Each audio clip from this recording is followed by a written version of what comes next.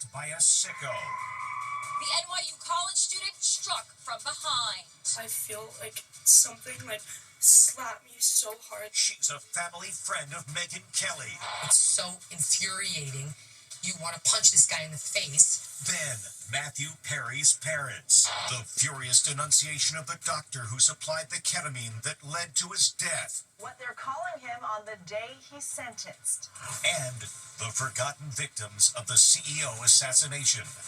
1 year later, how their lives have changed forever. And the ongoing worry facing other top business leaders. Do they really have armed security guards with them at all times? Then, glass straw warning. Don't use the glass straws. She ended up in the hospital, all because she says she drank out of a glass straw. What you need to know before sipping from one of these trendy straws. And the family of 11 trapped in an elevator. We're in the elevator, it's not moving. Will grandma make it up? I don't want to do that. You have to. Plus, the 88-year-old veteran. He was working 5 days a week as a cashier. How this guy made him an overnight millionaire, so he's able to finally retire in dignity. Any idea how much money has been raised for you? Now, Inside Edition with Eva Pilgrim. Hello and thanks for joining us. College student attacked. She was walking to class when a man came up behind her, slapped her, then shoved her to the ground. Random attacks are common, but this is garnering national attention because the student is a family friend of conservative firebrand Megyn Kelly. As Ann Mercogliano reports, police now have a suspect, and he has 16 prior arrests. It's a disturbing assault on a busy New York street, and the victim is a family friend of conservative podcaster Megyn Kelly. This is outrageous. The student was heading to class at NYU, where President Trump's son Barron is also a student. Out of nowhere, a lunatic comes up behind her, winds up, whacks her on the behind, then slams her to the ground. Stunned onlookers rush over to help the victim. Be aware when you're walking anywhere right now in New York. 20-year-old Amelia Lewis recounted her ordeal on TikTok, and it got instant nationwide attention after Megyn Kelly posted it. This college student, a friend of our friend, was just openly assaulted by a man at 9:30 a.m. today in New York City on her way to New York University. Any help identifying the perp would be appreciated. I feel like something slapped me so hard, literally on my ass, so hard. And I was like, oh my god, ow, that hurts so bad. Right when I turned around, he grabbed my hair like this and yanked me and threw me to the ground. Amelia says the assailant who targeted her has done it before. She says she's heard from other young women who go to NYU and that he has a history of allegedly going after other young women like her. He has done this to so many girls, and this is disgusting. Sure enough, after the video went viral, NYPD announced that they busted this guy. What's wrong with you? 45-year-old James Rizzo is charged with persistent sexual abuse, forcible touching, and assault. He reportedly has a lengthy rap sheet with 16 prior arrests. Kelly tweeted, "Congrats to the NYPD for making an arrest of the accused NYU sexual abuser. All of you put the pressure on so this case wasn't lost in the shuffle." Amelia appeared on the Megyn Kelly show today. What made you go on TikTok shortly thereafter and post your reaction? I really wanted to bring awareness to the stuff that has been happening to young women in New York City. Amelia's school, NYU, says they are pleased there has been an arrest, adding that they are offering Amelia support while working with police on the investigation. Tomorrow marks exactly 1 year since a United Healthcare CEO was assassinated on the streets of New York. As suspect Luigi Mangione appears in court this week for pretrial hearings, we are learning more about the forgotten victims in this saga, Brian Thompson and his loved ones, who are keeping a low profile on the anniversary of his murder. Here's Stephen Fabian. Thursday marks 1 year since America was stunned by the brazen assassination of United Healthcare CEO Brian Thompson on a New York City street.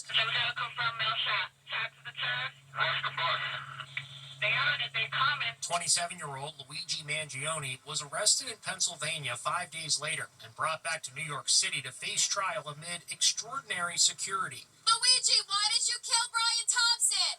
The people want Luigi free!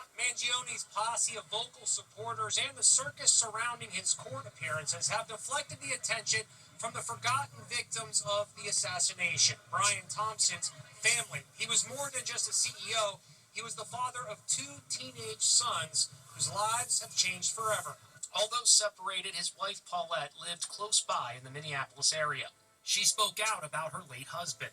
Brian was a wonderful person with a big heart and who lived life to the fullest. Our hearts are broken and we are completely devastated. His eldest son, Bryce, now 20, is a university student. His youngest, Dane, is a high school senior. The family is keeping a low profile, scrubbing their social media. Certainly from this vantage point. 50-year-old Thompson had no bodyguards, but security experts say in the wake of his murder, America's highest profile business executives now have teams of armed personnel protecting them. Do they really have armed security guards with them at all times? Absolutely. So you're seeing 24-hour a day, 7-day a week armed protection for CEOs and executives. And it's not just the CEOs. It may be the COO, it may be the entire board. We're seeing teams deployed for the entirety of the C-suites. The murder of 4 people in the lobby of a Park Avenue skyscraper by a gunman targeting the headquarters of the NFL is adding to the fear in America's boardrooms. Many executives have deleted executive bios from websites,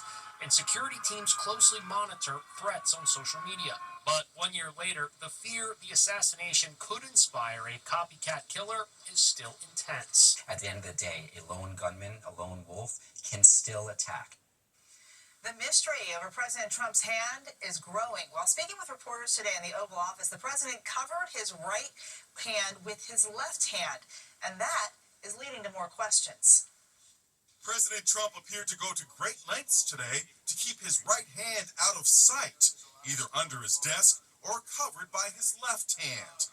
His efforts to keep his hand under wraps came after he had 2 large Band-Aids on the back of his right hand at Tuesday's cabinet meeting. It's the same hand that we've seen badly bruised and covered with makeup. Now it seems he's covering it with Band-Aids. No comment from the White House about the Band-Aids, and the president is laughing off concerns about his health. I'll let you know when there's something wrong. There will be someday.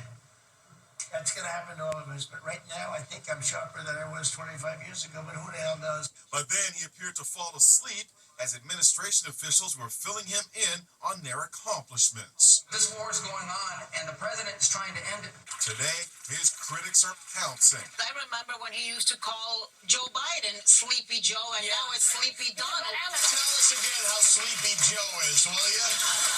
His allies over on Fox News have an alternate theory. If you sleep 3 hours or 4 hours a night, you're probably going to close your eyes, whether you're 79 or 49.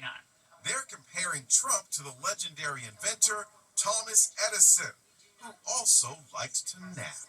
Thomas Edison believed in the 10-minute nap, by the way. What would they say? We wouldn't have electricity, right? 2 years after Friends star Matthew Perry died in his hot tub of an overdose, one of his doctors is being sentenced. Perry's loved ones delivering powerful words, saying the doctor should have been aware of the actor's struggle with drugs. Here's Jim Murray. Matthew Perry's grieving parents are coming out swinging against the doctor who pled guilty to supplying the Friends star with ketamine. Perry's mom, Suzanne, and stepdad, Dateline correspondent Keith Morrison, wrote heartfelt letters made public today accusing Dr. Salvador Plasencia of being among the most culpable of all of the people who supplied drugs to Perry. No one alive and in touch with the world at all could have been unaware of Matthew's struggles. But this doctor conspired to break his most important vows repeatedly, sneak through the night to meet his victim in secret. For what? A few $1,000 so he could feed on the vulnerability of our son. The letters come on Judgment Day for Dr. Plasencia, who had pled guilty to 4 counts of distributing 20 vials of ketamine for $55,000. He's the doctor who once called Perry a moron for his unquenchable hunger for ketamine. Matthew Perry was found dead in his hot tub in October 2023. He became addicted to ketamine, which he used to treat depression. In federal court in L.A., Dr. Plasencia, who Perry's parents also called a jackal, was sentenced to 2.5 years in prison. Before the judge sentenced Dr. Plasencia, the physician rose and spoke directly to Matthew Perry's mother and siblings, saying, "I failed Matthew Perry. I failed his family. I failed myself. I have to accept responsibility. I am sorry." Dr. Placentia's mom was in tears leaving the courthouse. 30 months does sound a little bit low. It could have been 40 years. Legal expert Royal Oaks. The key for the prosecution was they didn't have the proof that the drugs that this doctor gave to Matthew Perry actually were the drugs that killed him. Perry's doctor lost his medical license after he was convicted of distributing ketamine. Glass straw warning. People love a glass straw, especially around the holidays. They look trendy and are good for the environment, but this woman is issuing a warning. She ended up in the hospital after she says she swallowed a piece of glass from her straw. She spoke with Allison Hall. Glass straws are super popular during the holidays. The cutest little Christmas straws you've ever seen. Now this woman has a warning. Don't use glass straws. Brianne O'Brien ended up in the emergency room after she says she drank from a glass straw. It broke. One night I was just chugging the last of my water and I felt something go down my throat and I was like, what is that? And so I pulled out my straw and I saw that a chunk was missing on the end. Oh, so you actually sucked up the glass shard through the straw? Yes. Brianne needed a CAT scan on her stomach where doctors saw the chunk of glass from her straw. They performed an endoscopy to retrieve the glass, but it had already moved out of her stomach. They said it had already went past the most dangerous parts. It most likely would just come out naturally on its own. The mom of 6 shared this now viral video on social media, and coast to coast, people started inspecting their glass straws and throwing them in the garbage. I'm throwing away my glass straws. Watched 10 seconds of that video, got up, ran in my kitchen, and opened my drawer to look at my glass straws because I wanted to see if there was a crack in mine too. Piper Phillips loved glass straws. Now she's tossing them away. You would never think that something so simple as a glass straw would be a danger to your life. Doctors warn you should never try to break up ice in your cup using your glass straw because that can cause small pieces of glass to break off. And talk about being squeezed in. 11 family members ended up getting trapped in a stalled elevator, but they did have provisions. Les Trent has the details. They're trapped in an elevator. It's not moving anymore. A family of 11. You guys are in the elevator? Yeah, we're in the elevator. Hi. They squeeze through the shaft one by one. I don't want to do that. You have to. Even Granny gets a lift. Yes! She's fine. They pried open the doors and it was just the tiniest gap at the top of the elevator. Like a maybe 2-foot gap. Actually, the family in Grand Rapids, Michigan could have stuck it out for quite a while. You see, they had plenty of leftovers. It was Thanksgiving weekend. Yeah, at least we would have had our leftovers if we got trapped in here. Safety experts say the chance of being trapped in an elevator is roughly 1 in every 100,000 rides. Now, the perfect story for the holidays. An 88-year-old veteran was working as a cashier to pay the bills after his wife passed away. He also lost his pension. Then, a total stranger saw him toiling away and jumped into action. Now more than $1 million has been raised so the vet can retire for good. It's the video touching hearts across America. What was your name? Ed. Ed?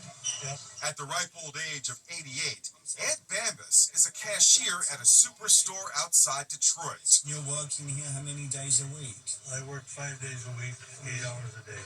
And you do that because you have to? Or? Yeah, I don't have enough income. Sam Wiedenhofer is an influencer who helps those in need. He found the retired auto worker on the job working the cash register. Do you have a wife? She passed away 7 years ago. 7 years ago. She was sick when I lost my pension and my health care. Oh my gosh. So you've been struggling a bit? A little bit. We spoke to some of the store managers and they just literally said to us, like, oh, we don't usually allow filming, but like, this is like the best guy ever. Like, and we're like, what? They're like, yeah, he's special. Like, yeah, you have to do something. What did you think when this stranger approached you in the store?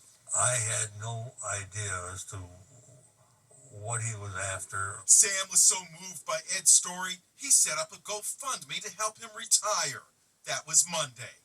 Now it's raised a whopping $1.3 million. To the people who were helping you, what would you like to say to them?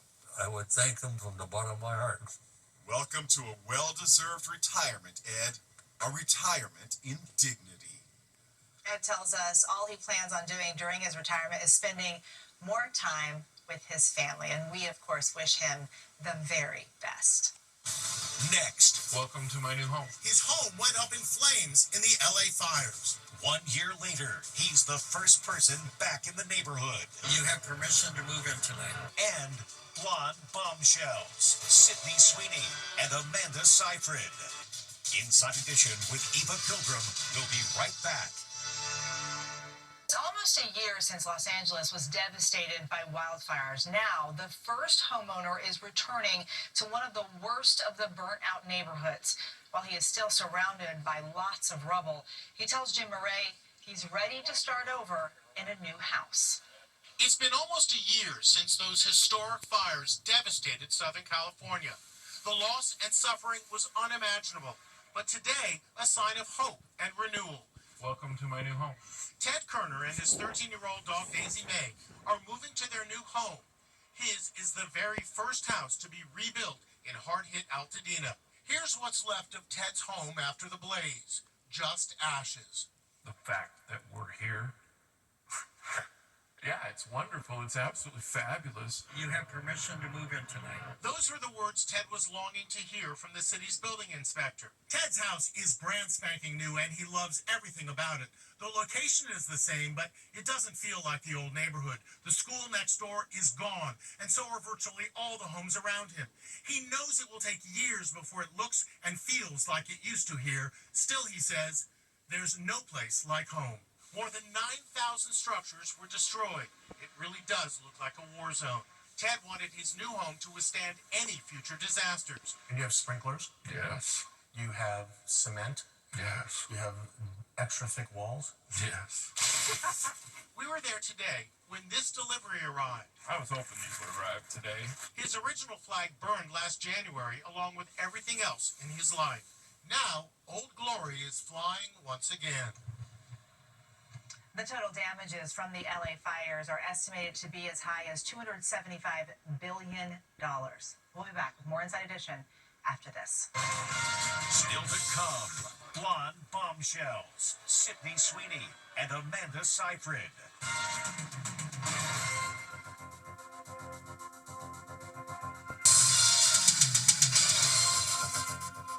Lots of heads turn as double blonde bombshells hit the red carpet. Baba boom!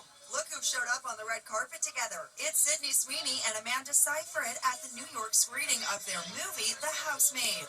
Looking more like besties than co-stars, Amanda stunned in a gorgeous pink gown as she flashed the thumbs up sign with Sydney by her side. Dazzling in a sparkly silver dress and white furry shawl, Sydney took a break from her short bob hairstyle in favor of long blonde locks, thanks to hair extensions. Talk about double trouble. The duo's movie, The Housemaid, opens in theaters December 19th. Still to come, a stuck little boy needs a hand. Finally, he was out for a walk with his family when this happened. This little guy is stuck in the mud. Big sis can't get him out. Let's see if Dad can do it. Oh my gosh, ready? He's out, but not his boots. He's gonna need new boots. We'll see you next time.